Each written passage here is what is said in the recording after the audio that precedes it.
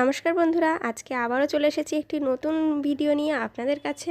By the way, আমি কৃষ্ণা আর আপনারা দেখছেন কৃষ্ণার রান্নাঘর। আজকে কালী পুজো, আর কালী পুজো ঠিক নয়, আজকে কালী পুজোর পরের দিন।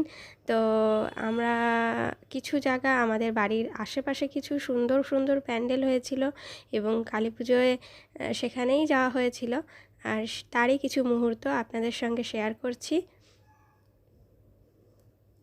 এই প্যান্ডেলটা সম্পূর্ণ কাঁচ, ঝুড়ি এবং নানা রকম প্লেট, কাপ এইসব দিয়েই তৈরি হয়েছিল। আর এপাশে কিছু রাম মূর্তি এবং এরকম কিছু চিত্রকলা দেখানো হয়েছে।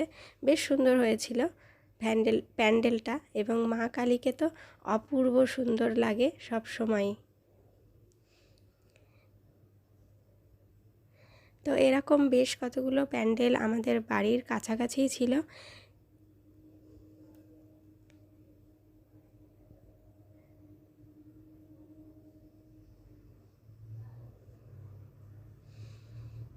এটা দমদমের আশেপাশেই প্যান্ডেল।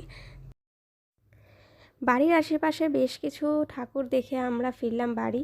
ভিডিওটা পোস্ট করতে একটু বেশি দেরি হয়ে গেল জানি। তো এখন আর বেশি দেরি না করে শুরু করা যাক আজকের রেসিপি। আর এই রেসিপিটা ঠিক কালী পুজোর দুদিন পরের। তো এখানে আমি নিয়ে নিয়েছি কাজলি মাছ, আর কাজলি মাছটা ভালোভাবে ধুয়ে বেছে রেখেছি। এখানে কালো জিরে আর কাঁচা লঙ্কা নিয়ে নিয়েছি, আর এখানে মশলার জন্য নিয়ে নিচ্ছি একটু জিরের গুঁড়ো, আর নিয়ে নিচ্ছি হাফ চা চামচ মতন হলুদ গুঁড়ো। এরপর সামান্য একটু লঙ্কা গুঁড়ো, আর এখানে ধনিয়া গুঁড়ো, এখানে লবণ। সমস্ত উপকরণগুলোকে আমি একটু জল দিয়ে গুলে রাখবো। আর এটা করার কারণ হচ্ছে মশলাটা যাতে কোনোভাবে তেলে পুড়ে না যায়। তো এরপর আমি কাজলি মাছটাকে ভালোভাবে লবণ দিয়ে আর হলুদ দিয়ে মাখিয়ে রেখে দেবো। কাজলি মাছ যদি যারা চেনেন তারা খুব ভালোভাবেই জানেন যে কাজলি মাছ খেতে খুব টেস্টি হয়। আর এই মাছটা কিন্তু একটু হালকা পাতলা করে রান্না করলে কিন্তু দারুণ লাগে। আর আজকে আমি যে রেসিপিটা করব একবার ট্রাই করে দেখবে, আশা করি সকলের ভীষণ ভালো লাগবে এবং এক থালা ভাত নিমেষেই গায়েব হয়ে যাবে। তো এখানে মাছটাকে সর্ষের তেলে ভেজে নেব, একটু কড়া করে ভেজে তুলে রেখে দিলাম। তো দেখুন এখানে মাছ ভাজা কিন্তু একদম হয়ে গেছে।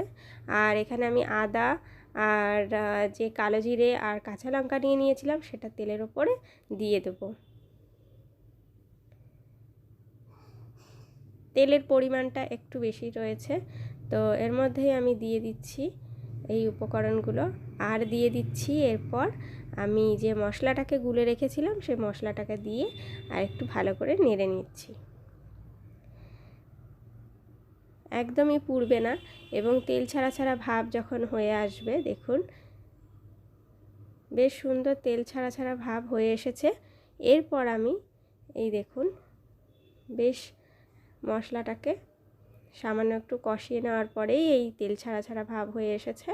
এরপর আমি আস্তে আস্তে একটু সামান্য ঈষৎ উষ্ণ গরম জল দিয়ে দেব।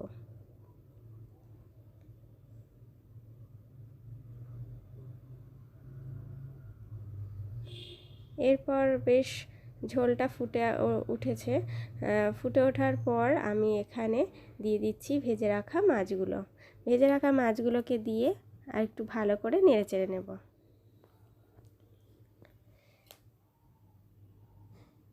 এরপর আর কিছু কোনো উপকরণ দেওয়ার কোনো প্রয়োজন নেই, লবণ হলুদ তো একদম মাপ মতন দেওয়াই আছে। এরপর নামিয়েই পরিবেশন করে নেব আজকের এই কাজলি মাছের অপূর্ব সুন্দর তেল ঝাল। তো আপনারাও বাড়িতে দুপুরবেলায় গরম ভাতের সঙ্গে এইভাবে পরিবেশন করতে পারেন। আর ভিডিওটা ভালো লাগলে অবশ্যই চ্যানেলটিকে সাবস্ক্রাইব করে পাশে থাকা বেল আইকনটা প্রেস করে দেবেন। আর এইভাবেই আমার পাশে থাকবেন। দেখা হবে বন্ধুরা আরেকটি নতুন অন্য কোনো রেসিপি ভিডিও নিয়ে। ততক্ষণ পর্যন্ত আপনারা সকলেই ভালো থাকবেন, সুস্থ থাকবেন। আর এই রেসিপিটা দেখে অবশ্যই বাড়িতে ট্রাই করবেন, আর কমেন্ট করতে কিন্তু ভুলবেন না। ধন্যবাদ।